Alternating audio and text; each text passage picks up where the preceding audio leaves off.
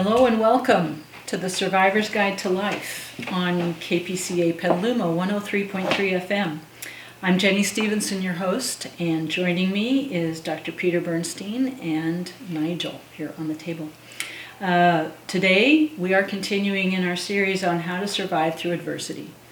Dr. Bernstein, or Peter, as he likes to be called, is a coach and mentor with 49 years of experience helping people survive and grow through trauma, struggles, and hard times, the stuff of real life.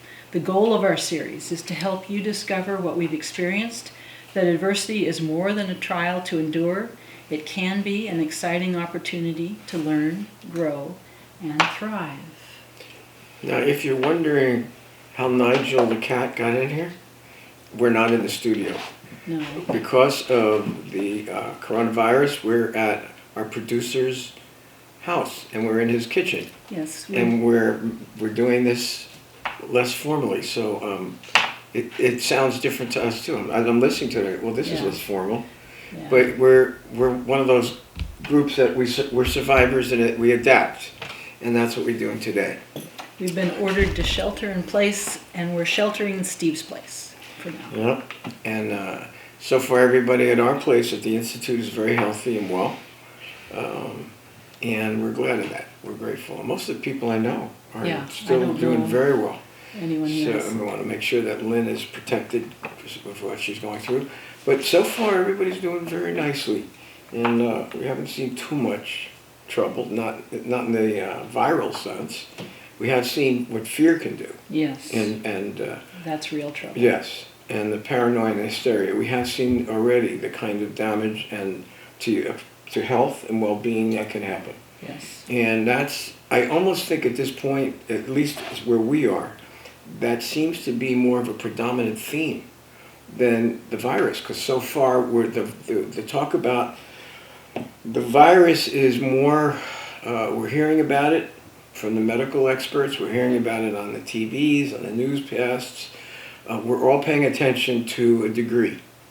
But a lot of people aren't just paying attention, they're addicted. And it's making them very frightened and very tense. And some people already are starting to get ill, not from virus, but from the heavy-duty distress that is affecting their well-being. That, to me, is a real issue that we need to discuss today. Yes. How to approach these crises and these difficulties in a more balanced way. We've had other crises that were very, very destructive. The last one was the deep recession. That was devastating to most of us. And there is an economic part of absolutely. What's happening today, too. And, I'm almost thinking that if that's part of the cure could be worse than the disease. Because what's happening to people where they can't earn a living, they can't make money, their businesses are being shut down by the thousands. That's adding to the level of stress. I think it's at this point, I think it's the main focus for folks in Art Sick. Yeah. Is what are they going to do? Hey, sit down. What are they going to do when they can't earn a living? And most people really depend on what they earn. Yes. I mean, from week to week. The hourly wage people. Yeah, so we've been hearing a lot about that. And that one we even wrote a book about it in the last deep recession. And we called it Trauma Healing, the Hidden Epidemic. And I think we could update that, and we will. But we've written some really important papers during that time. And I think that we're going to just update those papers, keep the core of them fundamentally in place, because it applies just as much to this epidemic instead of being just financial as the last one was. This one is financial, but it's also health, of course. So we want to make sure we pay attention to both, and we'll talk about that a little bit.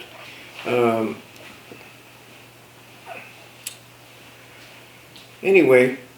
Yeah, what we have been actually doing today and for the last few days is talking with people in the community, and also seeing our clients and seeing the range of fear that is coming up around the situation. Mm-hmm. And seeing that has reminded us of some of the things that we were thinking about and writing about during the Great Recession, about 10 years ago now, maybe a little bit more. Mm-hmm. And what can we pull from that time to help people now?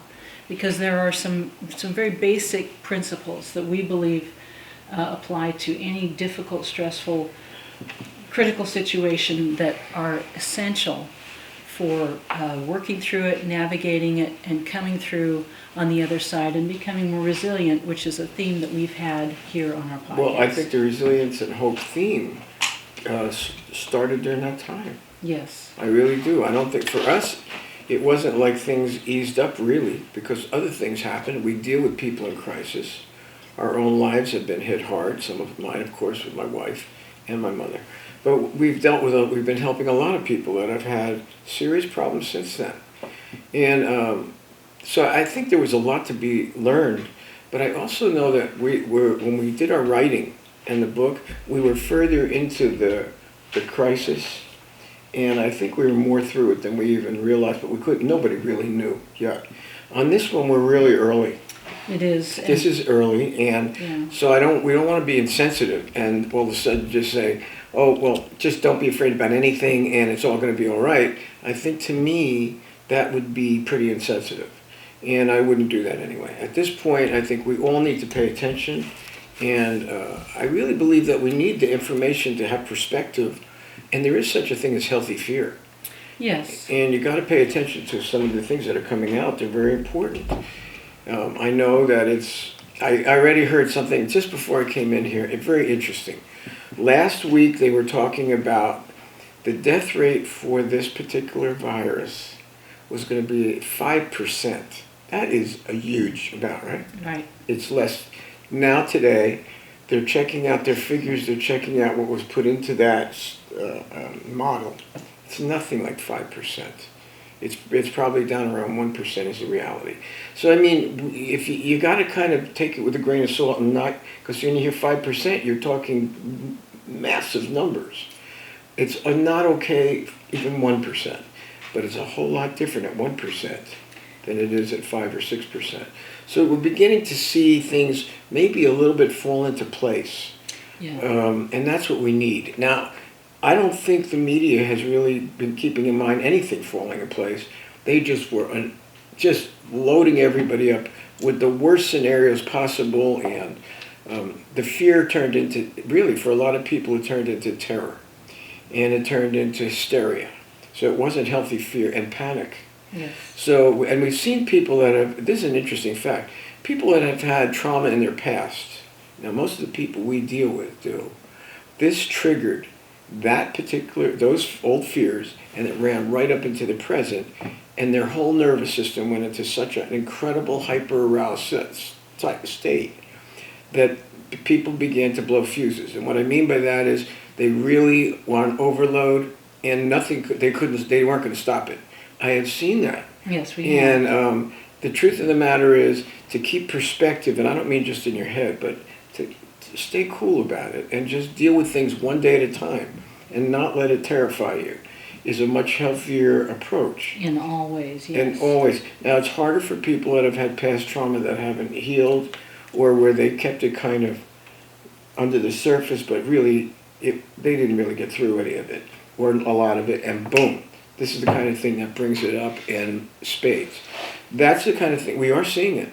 And I've talked to people on the street, and they see it. Yeah. This isn't some terribly erudite professional observation, clinical observation. People on the street see it too. They know. There's plenty of people that are smart and know. The problem really, and somebody had asked me, well, fear is okay, isn't it? And I said, of course. Healthy fear is important. Yeah, some caution. But they said, and somebody said today, but panic and isn't caution. No. And they were right, and it's not. So we're not the only ones seeing the problems with this. So we're paying more attention to it. We want to offer a more balanced view. We do. Not with denial, not with burying your head in the sand and pretending that it doesn't exist. Nobody's saying that. But we are saying we're going to show you, and we're going to offer you some fundamentals that will come out of this, will actually, and we saw it in the last one. I want to say this. I know it sounds ludicrous, but there are positive things and hopeful things that come out of this that you'll never see at any other time. And one of the things that struck me in the last real crisis was all of a sudden the barriers that people in the community, they were really unto themselves. They were moving ahead, money, getting ahead, not just surviving, but really wanting to make it was so intense that people forgot about caring about each other. And it really, I don't care what the lip service was, it really wasn't happening very much. And what we saw during the last crisis, I'm beginning to see in this one already.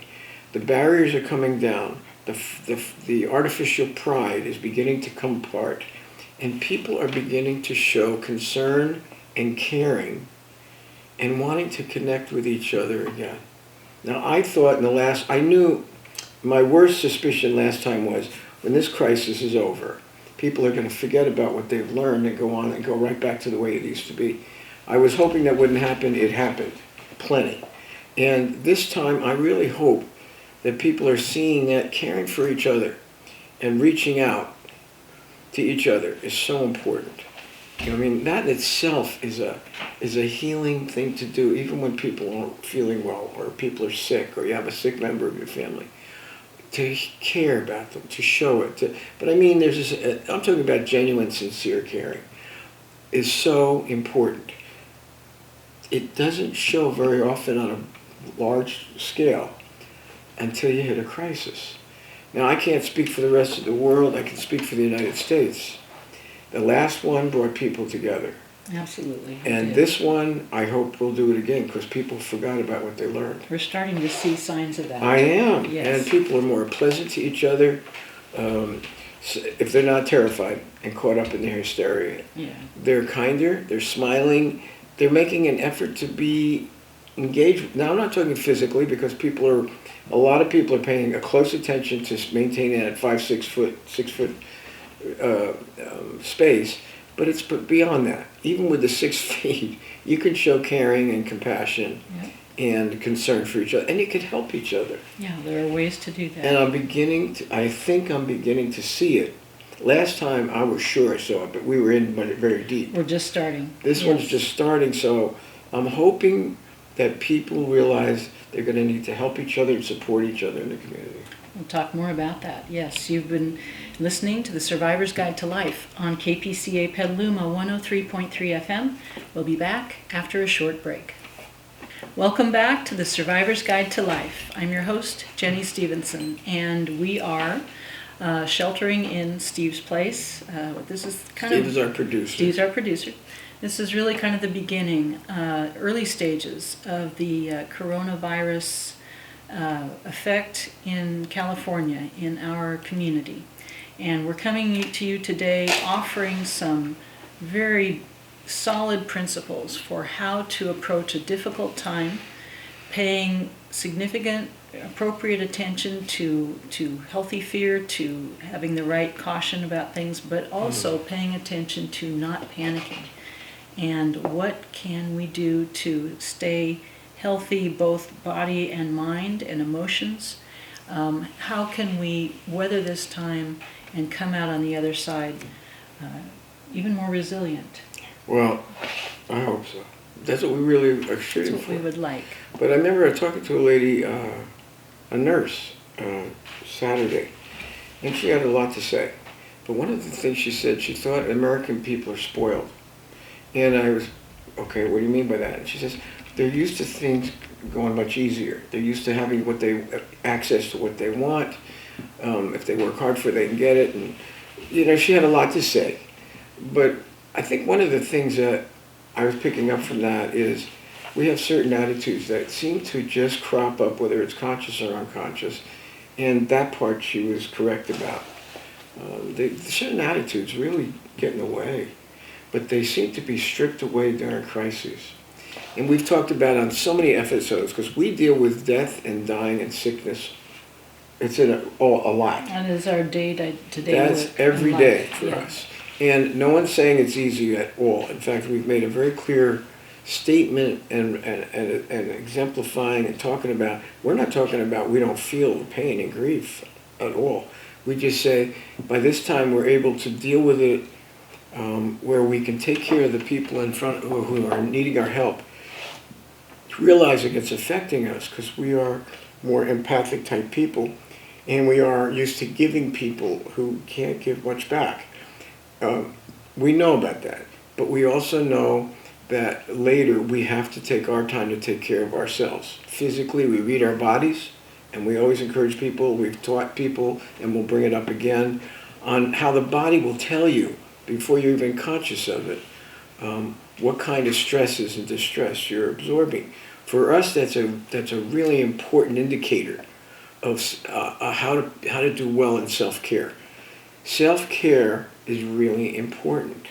Now, what we've discovered is it's part of our life, and it has to be if we're going to go on, because the kind of thing we're involved in could just take us down very seriously. It'd be easy for us to burn out. It'd be easy for us to be so depleted that our health begins to go down. And we've seen some caregivers lately that wanted to work for us and on some of our teams. And not that they weren't good people, but they were in such poor physical condition from all the caregiving they've been doing that they would be a liability. And although they could be very good caregivers, there's a liability issue. I'm not talking legally. If they're not in good shape physically and they've let themselves deteriorate past a certain point, then it's very hard to have them work for you for very long, because something's going to go. The chances are very strong that something could happen to them. We've had that come across in the last 2 weeks, and good people. But we looked at them and go, this is going to be trouble. And when we hear their age, they look 20, 25 years older than they are. That's how severe it is with the kind of world that we're involved in, the kind of work we're involved in. Well, there's something to be learned about that. Because in this particular crisis, there's a lot of people that haven't been dealing with, sickness, dying, death, all those kinds of fears and things that are in our face and challenge us. We have to deal with it every day. Yes. And I know other people that do too. But honestly, first responders do, caregivers do, absolutely. Yeah. But what we're seeing is that as a general population, no, not in this country. Not in our culture, no. And when the crisis hits, though, yeah. then you have it on a massive level, and you're seeing how ill-equipped. This isn't said judgmentally, by the way. It's said like, look at, they're not used to it. They've been living in some kind of denial that, hey, people can get sick, deathly sick, and we got to cope with it, and we got to get through it, and we will, and we can help each other get through it. It's as my 95-year-old mother said, we've been through terrible things before, and we always get through it. Well, that was the words of wisdom, and I agreed with her. And she wasn't denying the severity of this, but she was saying, we'll be okay. I agree with her. And I don't see my mother going into hyper alert about it. She's got this solid wisdom and experience from years and years of living and going through hard times. That she wasn't panicked, she wasn't hysterical. She said, I know we'll get through this. Now she's faced life and death issues, her own and her loved ones. So she's got a lot of experience at 95 years old. We may not be 95, but I'll tell you what, we've had a very condensed kind of experience in helping others. My wife and others, we have people coming to us that are filled with grief and loss, and it's no one's saying it's easy, but they do get through. I want to share something with you, a very interesting story I've seen lately, and I think I mentioned it before. There's a restaurant in town called Sax's, and I eat breakfast over there, and it's an interesting place because the whole theme of it is the 50s.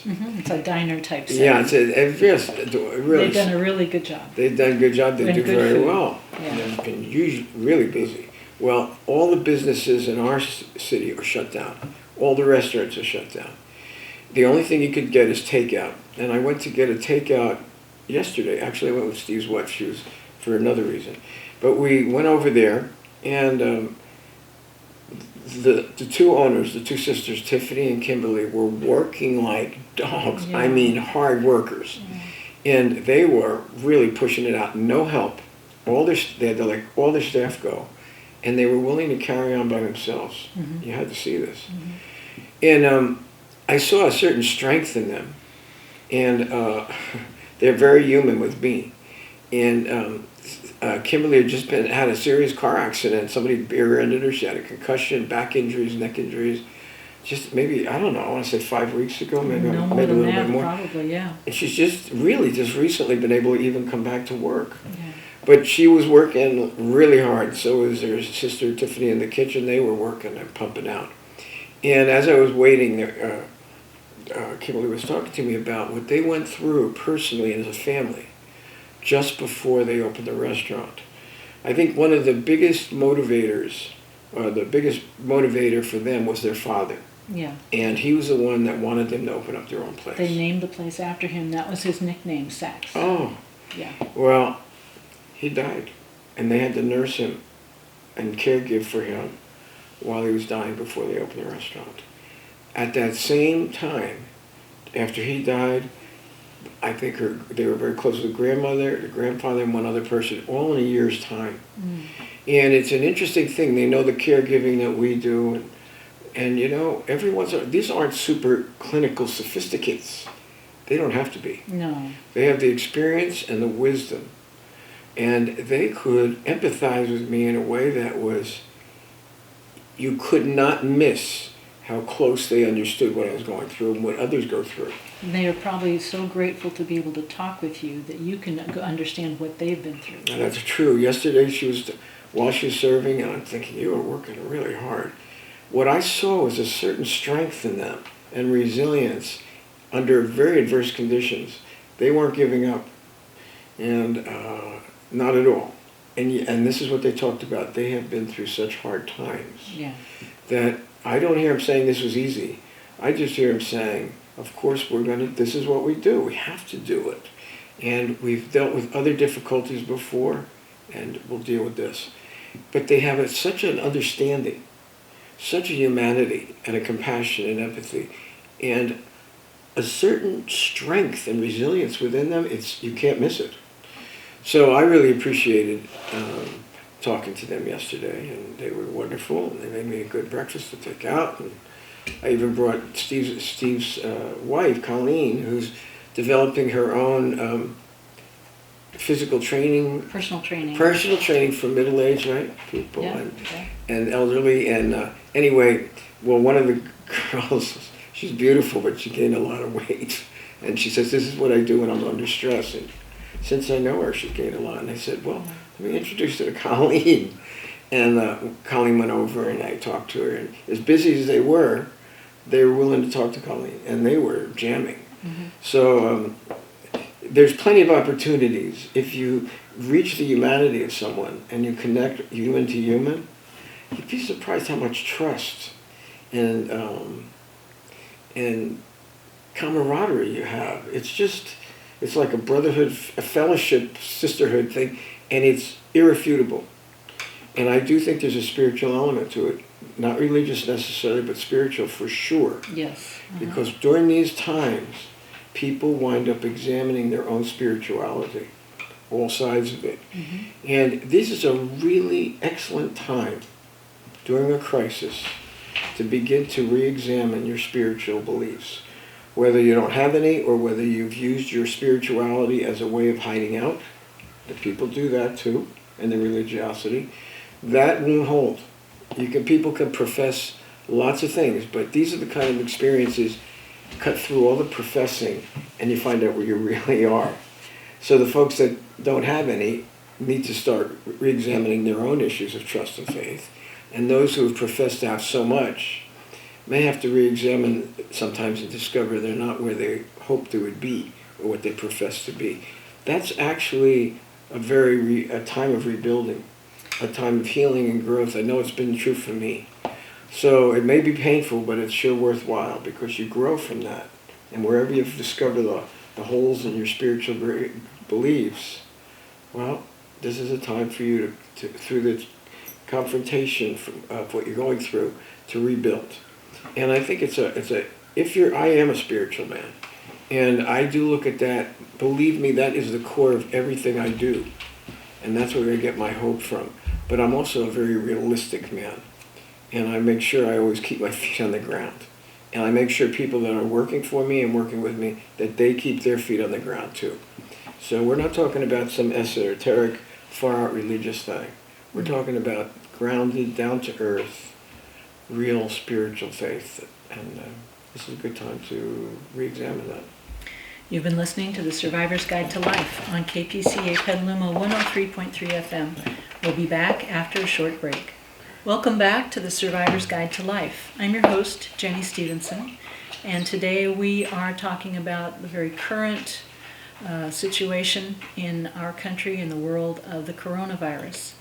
In our last segment, we were talking about attitudes and what difficult times can reveal to us about some of our attitudes. Are we spoiled? Do we have pride? Are we not equipped to deal with very difficult times of disease and death? Is our culture really open to this? We also mentioned that this is a time when not only attitudes are exposed, but possibly looking at your spiritual life and how do you stand with issues around some kind of hope or faith in life and what happens to you. I want to return to some of those issues now. Okay.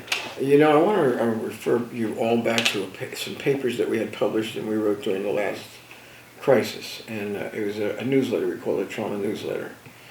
And one of the papers we wrote was called, well, this is the shortened version, we had another version called Lessons for Thriving in Hard Times. A lot of the things we're talking about today are clarified and put down in those papers. This is the shorter version. We wrote the initial paper during the Great Recession about 10 years ago. What did we originally call that? Lessons for Surviving in Hard Times. Hard Times. And I think that's a relevant title for right now. Yeah. We modified it, I'll tell you why. Because after a while, we weren't in an absolute crisis anymore. People were dealing with the effects of it. And we wanted to talk to them about thriving, not just surviving. Not just getting stuck in a surviving mentality. Okay. Right now, to be realistic, I think survival and surviving is a very key topic. It's more where we are now. Do I think that we can thrive through it eventually? Absolutely. The reason I say it that way is I wouldn't feel very tuned in if I'm talking about we're going to thrive during this difficult time. That's, to me, pie in the sky insensitivity. Do I think out of this good things will come? I absolutely believe it. But we still are facing some very frightening things that can happen with this pandemic. So I don't want to be insensitive to that. I want to be careful about that one. Yeah, very much. Do I think we'll eventually thrive and come out of it for the better? I sure think so. We can. We can. We can. But right now, I think we ought to talk. I think talking survival is legit. Yeah. And I don't want to get ahead of ourselves. And that's one of the other things we talk about is not letting the spirit of fear take over. That's one of our main points. That's one of our main points. Here, let me put my glasses on and let's see. That was point number 2. Number 2. Number 1's essential too, but number 2. I'll go back to that one. Yeah. Refuse to take on the spirit of fear. The spirit of fear is always present. It's essential that you not allow the spirit of fear to overpower you. You got to try to rise above it. I think that's legitimate. The one before it, though, is a good one. And I see that, this part I do see happening already. Slow down. In some ways, the slowing down is being forced. And you know what?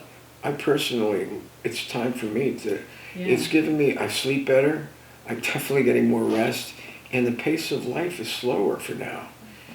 I don't mind it. I'll be honest with you, I'm almost thinking that it's some kind of, I know this sounds perverse, I'm almost feel like I'm on vacation because everything is slowed down, all the stores are shut. The traffic is a lot less. There's so little traffic. Yeah. So I like that part.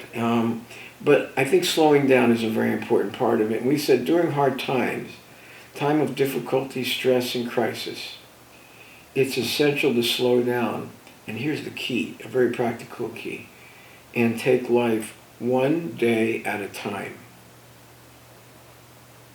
And I say after that, sometimes it's all you can do, just to take things just 1 hour at a time.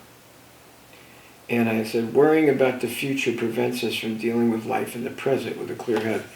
that's a key factor, and I'm seeing that it's too easy, considering what the media is pouring out and what we're seeing on such a wide and such a huge scale, that people are getting ahead of themselves. And the media is feeding it every day. You mentioned this morning about the danger of the projections that are being made, and the assumptions that they're based on can be very Faulty. off base.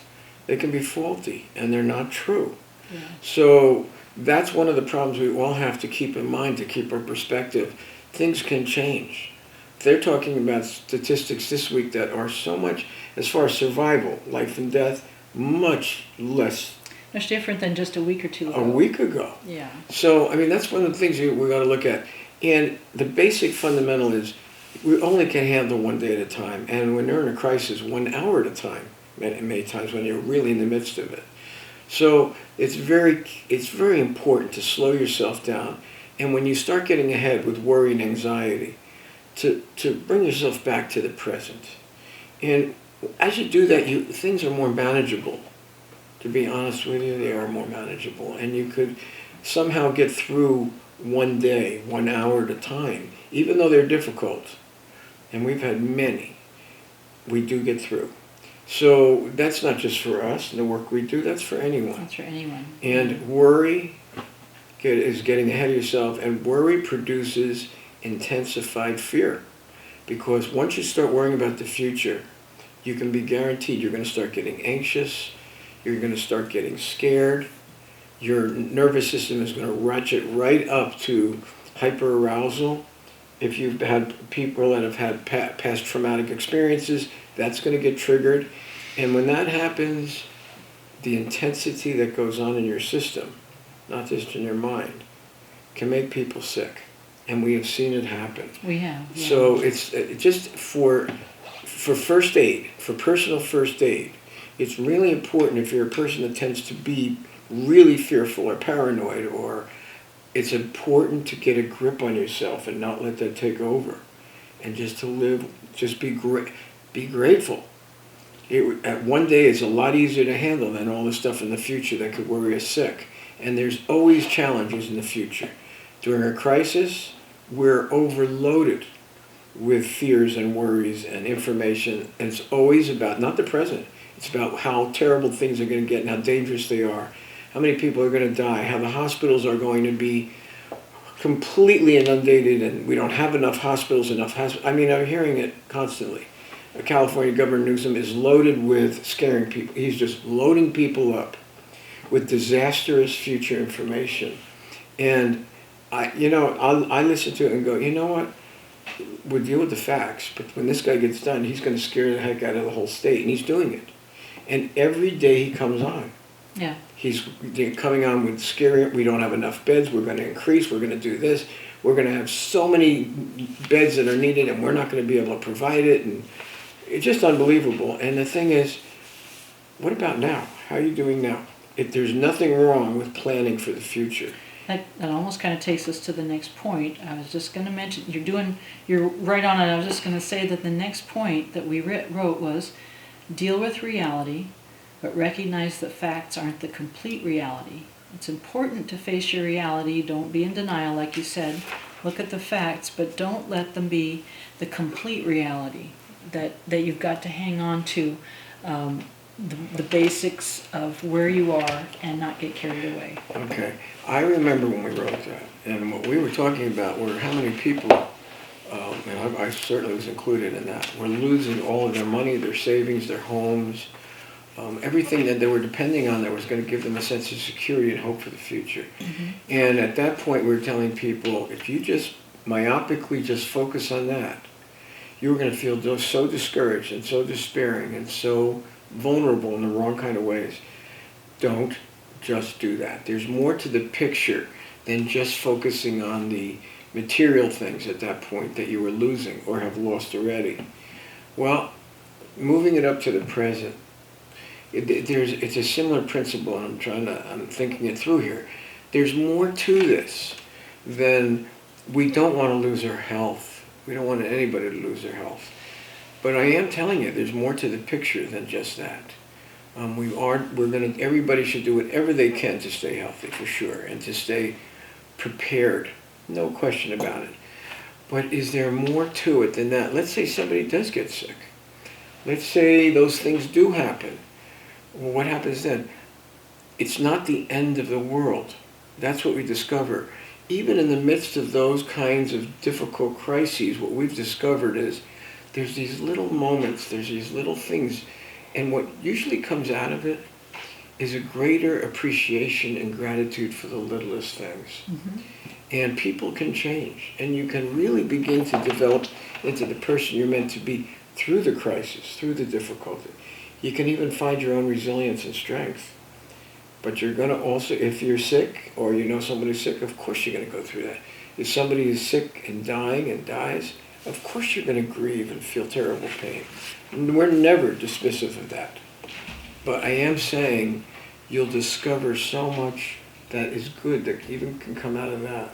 Now, this may be premature for this crisis. It may be a little premature. And I don't want to be that, but I just want to tell you, don't get caught up in hearing the disasters for the future and lose sight of what you still have in the present. Yeah.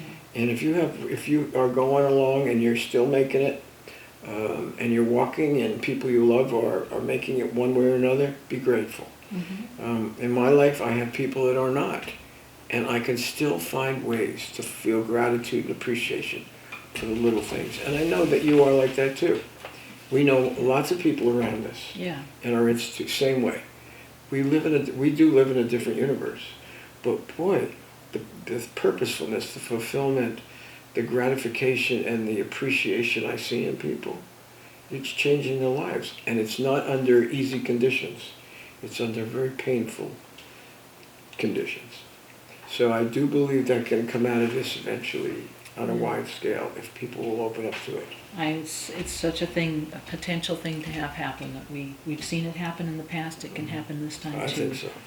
You've been listening to the Survivor's Guide to Life on KPCA Petaluma 103.3 FM. We'll be back after a short break. Welcome back to the Survivor's Guide to Life. I'm your host, Jenny Stevenson.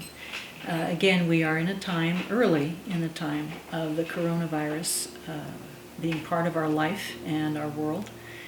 Today, Peter and I are sharing some of the principles that we first put together back during the Great Recession a little over 10 years ago for important things to keep in mind when going through very difficult times, and we want to share them with you today. Mm-hmm. We covered a few of them in the last segment, which includes slowing down, taking things day by day, don't take on the spirit of fear, and deal with your reality, but don't let yourself run away with it. Just during our break, we were thinking, because we have 10 of them and only one more segment today, so we'll come back with this, but what did we think was most important to cover before we're done today? And it's the next point in our list, which is, don't let your emotions dictate your perspective. I think that's a big one here. That's what I'm seeing right now mostly, is people are letting their emotions overtake them. I'm not telling you not to have emotions, we all do. I'm saying don't allow your emotions to don't think they're giving you an accurate perspective on reality. Emotions don't. Our felt state, our feeling state is different.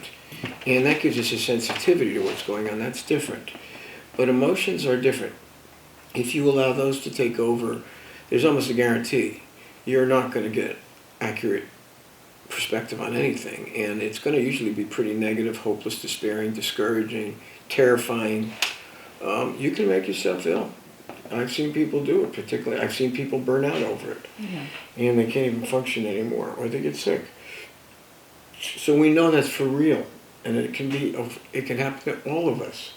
The key really is to have a good mind, a good clear mind about that, how emotion works, and to know, yes, you're going to feel them, but you got to have something deeper within yourself that can tell you that we're going to get through this, and you have the hope. Usually people that have been through crises and difficulty before, they have it. They don't just have the effects of trauma, which is, some people don't get past that. But the folks that do, they've been traumatized too, in pain too. But what they've learned from it is that they're going to make it. There is hope. In fact, they'll change for the better And they know it because most of us have had that experience. Crises many times break people in a way that nothing else can. Being a caregiver, there's an analogy to that because caregiving does the same thing. It will break you. What is the very core of it? We don't have control. Our controls are just stripped away. For those of us who think that discipline and control are going to be the answer to all our problems, trust me, it won't be. You've got to have more than that. There's got to be something deeper within yourself that has hope to it, and trust and faith. And from past experiences that you've been through that were very difficult and overpowering and heartbreaking, you made it. You did come through. It's really good to have past experiences that you could fall back on in a positive way to go, you know what, I made it through that, and that was a life and death struggle. Let me ask you something, because you're talking about, right now you're saying going through things and having them, going through very difficult things and having it be positive. But just a little bit ago you said that people would be broken. How is that possible to be a positive experience, to be broken? Well, I'm saying broken in a different context. First of all, broken is a stripping where we're thrown back on ourselves. And we're thrown back on ourselves where we can't deny the truth of who we really are. We can't deny our weak spots. We can't deny our vulnerabilities because we are stripped to the core. And at that point, we're forced to look at ourselves in an honest way. Not everybody does. We've seen people run away from it and not do well afterwards. But I'm talking about the people who stick it out. And they do look at themselves, and they realize one of the hardest things for them is, I don't have the power to change the situation right now. I don't have the control that I'm used to having. And I can pretend, I can talk a good game, but these kind of experiences strip all of that away. It's a very painful process. It's also a very spiritual process too. I want to say that. But through it, people can discover a deeper sense of who they really are. They can develop an integrity and see a goodness within themselves, and a positive type of vulnerability where all the defenses are stripped, the arrogance, the pride, the condescension, and everything else, and keeping yourself distant from other people because you don't trust them and you don't like them, or you're so into yourself. You name it. All of those things are defenses and facades, so you don't have to look at yourself. We're talking about being broken in a positive way. Not that it feels positive. It feels very painful at the time. But positive things and experiences come out of it. There's a purpose to it that we don't always see when we're going through it. But you got to have the faith and trust that will begin to show itself. You may not see it yet. That's what faith is. It's like, trusting in things you can't quite see yet. When you're broken and you're in the midst of it, it's very hard to see what the point of all of this is until you get further through it. And then you begin to see things in a new light. Now, we read that book, what was the name of it? I liked it, by the mom and daughter. Oh, Transformative Resilience. Very by the good, Marstons. really good book, Yeah. the Marstons. And they talk about what they've gone through, and I think the daughter had a very serious accident, never thought she was going to walk again. And she was a very ambitious girl at the time, and I think she was in bed for you have to read the book, I can't remember exactly, probably a year. But she reevaluated her life during that time. And one of the things that she said that came out of it was a deeper concern and caring for her fellow man and a deeper appreciation for life. And she began to refocus what she really wanted to do with her life. And it had to do with serving others and taking care of others and being there for others in ways she never had anticipated before. And to develop a deep caring and appreciation for life. I've heard that more times than not. I also went through terrible times, and I know I didn't come through it in a world like that either, where it took some real breaking and some real losses and stripping in my life to really reignite my life in a new direction that had to do with serving others and caring for others, which is going on and continues growing to this day, and helping others. I know that's true for you too. You were an engineer. Yeah. for a petroleum engineer. Brilliant, and she changed her whole life. She's still engineering type, but she cares for others, and she has an empathy and a compassion that goes, and she can help others. She's assisted me plenty with people. So I think the stripping I'm talking about and the breaking really is in a more hopeful and positive context, not painless. No. I wouldn't dare say that. No. In fact, sometimes extraordinarily painful, and it's upsetting because you're stripped and you're out of control, and it's a pretty scary time. It's a time when you may be experiencing real losses, Yeah. and you may be grieving at the same time. Yeah, there is a grief that goes along with it every time, whether it's for yourself or your loved ones. Mm-hmm. Oh no, it's an ambiguous type of grief, because it may not be that the person that's caring for died, but there's something about you that's died, and you're giving up. Right. So I mean, there is that too. These things are really important. One thing that we ended up, we'll get back to this next week, because these papers are really This is written. essential, I think. And we're going to rewrite this paper to bring it right up to the present, and it's going to be available to you if you ask for it. But the last thing I talked about was don't give up. It says, let me encourage you. These are my words. Hang in there. Don't let your this was finances. Today it's your health and finances, Mm-hmm. or your circumstances determine your future. Remember that there's far more to life than that. Through suffering and struggle, I believe that our lives can be transformed.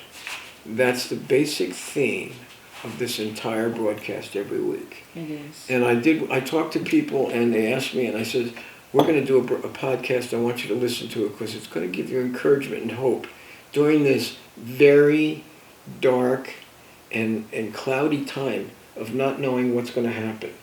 So we're not drawing a rosy picture, we're drawing a hopeful picture. We're not burying our heads in the sand and telling you to be in denial and to avoid the truth, but we're telling you, don't let your emotions take you over. Do not keep taking in all of that negative information about the future, because it's overwhelming and it changes from week to week. So be very, very cautious about that. And if you find yourself getting caught up, which is easy to do, talk yourself back. Be grateful for the days that you're in the present, that you're recovering, that you're healing, that even if you're not, that you're here and people love you and care about you. That's so important. This is a time in life, particularly when you're in the midst of the big hit, that you got to find a way deep within yourself to begin to get grateful for the littlest things. And I encourage you to do that, and I know I live by that. I can't say I was always like that, because I wasn't. But it's only through the hard times, the struggles, struggle with what my wife is going through and watching her move further and further away. And yet I am grateful if she wakes up in the morning. I'm grateful if she's breathing. I'm grateful if she says a word or two.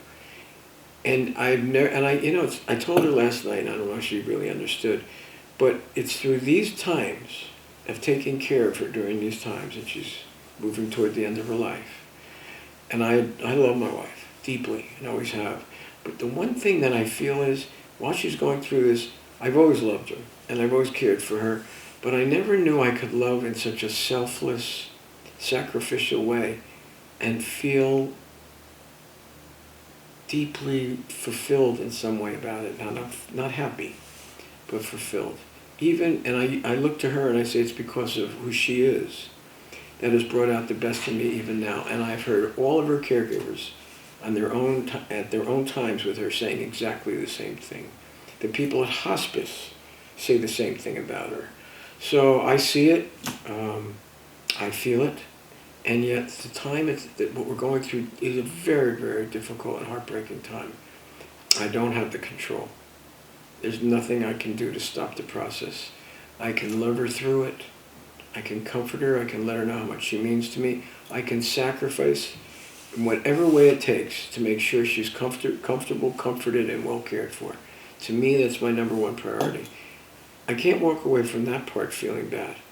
I feel that I know when it's all over, that part of it, I can look back on and say, I gave her everything I could think of, and sacrificed anything for her, and made her life the last days or months is as good as it possibly could be. That's what comes out of a crisis. That kind of renewed appreciation and gratitude. And it's a voice to the soul. And for folks that, I want to say, who I've seen people do, particularly religious people, they mouth those things. Yeah. We're not talking about some theatrical, religious, dramatic performance. It's heartfelt. I think it's God-centered, and it's real. And there's you can't fake it. And people who do that always wind up in trouble. There's no faking what I'm talking about. That's what you're going to see in this stripping and breaking during this crisis. You're going to see a certain decency and integrity and love for your fellow man come out in ways and appreciation and gratitude that you've never seen before. That's what I'm looking forward to. And I know as we move through this crisis, we're going to see more and more of that. I want to offer you that. And anything you have to say, please get in touch with us. We will have this paper available, How to Survive During the Difficult Times, and eventually we'll bring it back to how you can even thrive. But at this point, I don't think we're going to talk about, we're talking survival. So it'll be done and it'll be available. Our book, Trauma, Healing the Hidden Epidemic, is a really good book. I want to encourage you to take a look at that too. And we've written other papers that are... We are continually adding to the papers and the information that we have. Yeah.